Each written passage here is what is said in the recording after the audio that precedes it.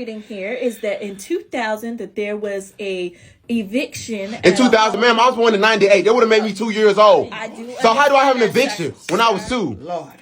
See, we are not educated on credit, and it's costing us.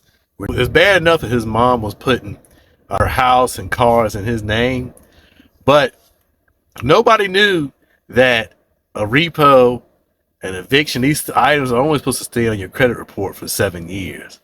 And so, and this poor guy had an eviction on his report, by my count, 16 years at least, might be 20.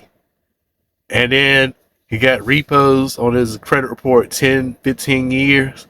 So these items should have been falling off, and they would fall off if he had disputed them. Now, he did right by filing fraud, reporting fraud on his mother. Ultimately, that's what he did. But he could have disputed these items and gotten them removed had he, number one, checked his credit report for applying for anything, right, and got the score, got to see what was on his report, and he could have disputed those items. And since they were past the statute of limitations, they would have been removed. So this is the type of stuff people are missing out of, and it's the type of stuff that me and my team would be educated on as part of my DIY credit repair system. So if you've got negative items, or if you want to learn more about credit, let me know in the comments. Let me know what's holding your credit score back, and I'll get in touch with you.